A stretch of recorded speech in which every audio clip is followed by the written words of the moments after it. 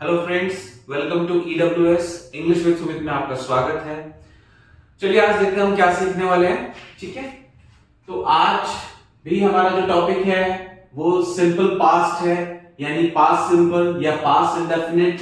नया क्या है आज? नया ये है, अब तक आपने सीखा था without main verb, simple past without main verb. ठीक है, यानी कि वहां पर आप वर्ब का यूज नहीं कर रहे थे। वर्ब मैं पहले भी बता चुका हूं, आप पीछे जाके वीडियोस देखिए, लेसन की जो सीरीज है उसमें देखिए आप लेसन 1 लेसन 2 समझिए पार्ट्स ऑफ स्पीच को। तो उसमें मैंने वर्ब के बारे में बताया था। वर्ब क्या होती है? वर्ब मतलब कोई भी एक्शन, कोई भी काम, खाना पीना नहाना धोना, ये सब वर्ब। ठीक है, तो आज हम कुछ ऐसे ही करने वाले हैं, simple past, past indefinite with main verb, यानी कि मेन वर्ब के साथ हम आज इसको डिस्कस करेंगे। और वर्ब भी कौन सी आज हम यूज करेंगे इसके अंदर? V2, जो कि पास्ट की पहचान है। V2 यूज होना है। ठीक है, तो कैसे यूज होना है, क्या करना है, ये देखते हैं। V2 यूज होगा, कई जगह पर V1 यूज होगा। ठीक है, तो आइए समझते हैं क्या है बेसिकली। तो देखिए, सबसे पहले समझते हैं डेफिनेशन क्या है इसकी। तो डेफिनेशन सिंपल सी है, to show a completed action. Completed action का मतलब क्या होता है बेसिकली? यानी कि कोई काम जो कंप्लीट हो गया है, ठीक है ना, इन द पास्ट। ठीक है ना, जैसे कि मैंने खा लिया था। ठीक है, कोई भी काम जो आप कंप्लीट हो गया था पास्ट में, ठीक है ना, कंप्लीट एक्शन। या टू शो रीसेंट एक्शन, जो हाल ही में काम हुआ है उसके बारे में बताने के लिए इसका यूज होता है। फॉर एग्जांपल, जब हम बोलते हैं to show a completed action in the past, तो एक एग्जांपल देखते हैं। She cooked food. आप देखो, शी क्या है? Subjective pronoun. कुक्ड क्या है? वर्ब की सेकंड फॉर्म। V2 बोल सकते हैं या पास्ट फॉर्म बोल सकते हैं, जैसा भी बोलना चाहे। फूड कॉमन नाउन हो जाएगा आपका। ठीक है, दूसरी तरफ देखते हैं, to show recent action. Recent मतलब हाल ही में हुआ काम, जैसे कि आई सॉ हिम यस्टरडे, मैंने उसे देखा था कल इन द मार्केट। ठीक है, तो ये हो गया। अब देखिए, बच्चे यहां पर जो गलती करते हैं वो क्या है, उन्होंने समझ रखा है पास्ट इंडेफिनिट को, भैया वॉज वर्ब लगाओ काम हो गया। ठीक है, तो ज्यादातर बच्चों का यह कहना होता है कि शी कुक्ड फूड की जगह वो लिख देते हैं she was cooked food. Okay, अगर आप शी वॉज लगा देंगे तो ये रॉन्ग हो जाएगा भाई, इसे नहीं लगाना आपको। ठीक है, क्योंकि इसी वजह से मैंने विद मेन वर्ब और विदाउट मेन वर्ब का कॉन्सेप्ट बनाया है। ओके जी, ये बुक्स में नहीं है, ये मैं अपनी तरफ से करा रहा हूं, बिकॉज आई नो लोग क्या सफर करते हैं, कहां प्रॉब्लम आ रही है। ठीक है, तो वो जो आपकी जो टिपिकल थिंकिंग है कि पास्ट आ रहा है तो वॉज वर्ब लगा दो, वो गलत है। ठीक है, तो उसको छोड़ना है, हमें सही चीज को पकड़ना है। ठीक है, तो आई सॉ हिम यस्टरडे, तो कई बार लोग यहां पे बोल देते हैं आई वॉज लगा दे, तो ये भी गलत होगा आपका। सिंपल ध्यान रखें, जैसे ही सेंटेंस में वर्ब का रियलाइजेशन आपको होता है कि यहां पर वर्ब है, वहां पर वॉज वर्ब नहीं लगाना। मैं पहले भी बता चुका हूं आपको, तो देखें आप क्या लगाएं। अगर विदाउट मेन वर्ब है तो किस तरह की, जैसे तारीफ कर रहे हो कि वो बहुत सुंदर थी, तो शी वाज, ओके, उसके पास घर था तो ही हैड। ओके, तो इस तरीके से ध्यान रखिए क्या चीज आप बता रहे हैं। ठीक है, तो वर्ब आ जाए तो आप इस तरफ आ जाए।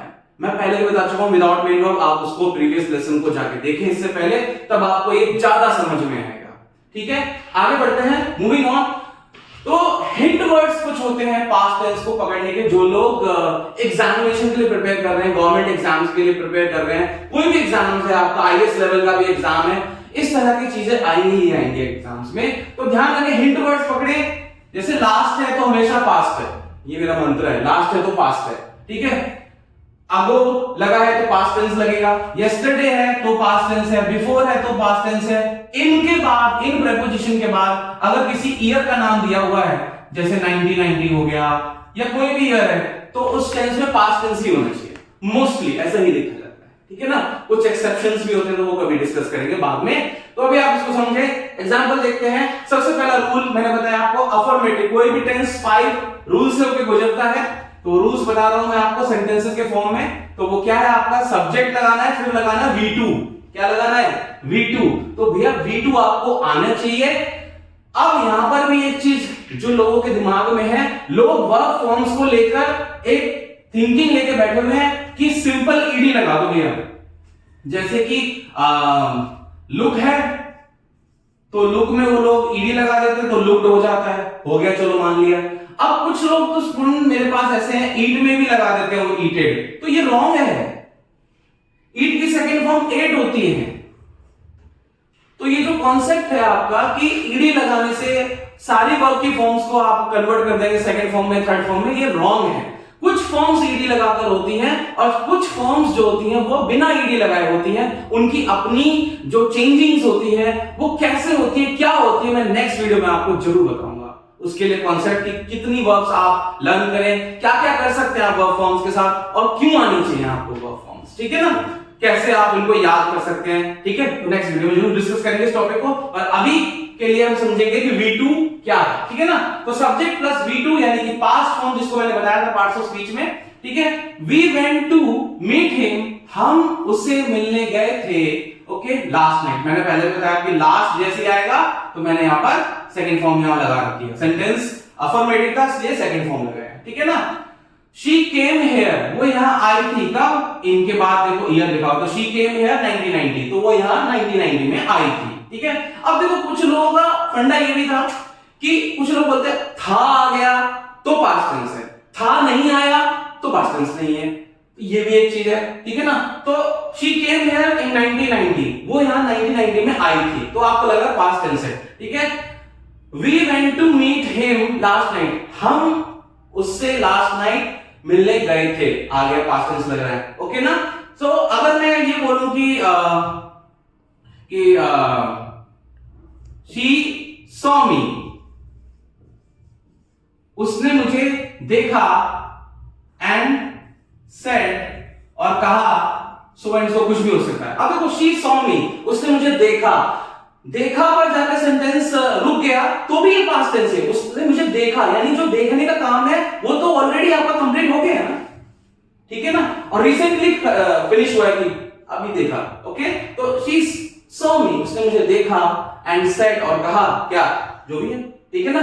तो समझने की कोशिश करें, वर्ब को पहचाने, था आ रहा है नहीं आ रहा वो मैटर नहीं करता, बस ये देखिए कंप्लीट एक्शन है या नहीं, ठीक है। वर्ब को पहचाने, उसने मुझे देखा यानी देखने का काम हो गया पहले, ठीक है, पास्ट में फिनिश हो गया, completed action in the past या रिसेंट एक्शन पास्ट में, ठीक है।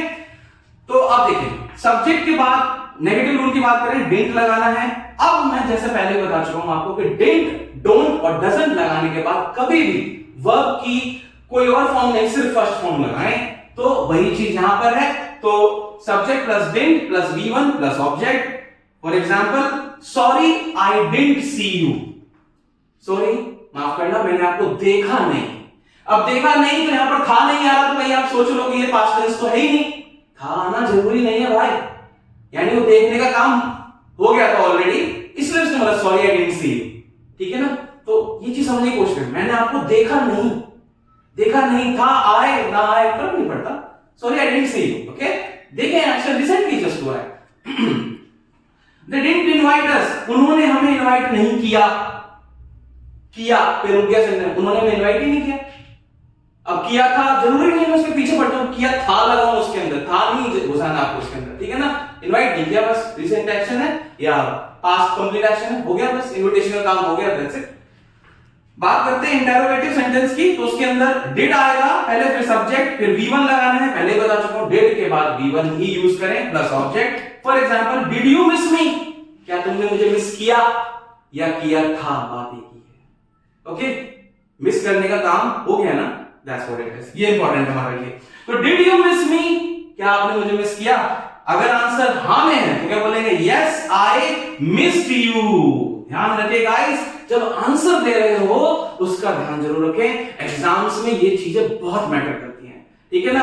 अगर आपका क्वेश्चन पास्ट में है, जैसे कि यहां पे डिड यू मिस मी, तो ये पास्ट टेंस है, तो आंसर अब पास्ट टेंस में ही होगा, ठीक है ना। यस आई मिस यू नहीं बोल सकते आप, ओके ना, क्योंकि वो एक्टिविटी पूछ did you miss me, yes I miss you.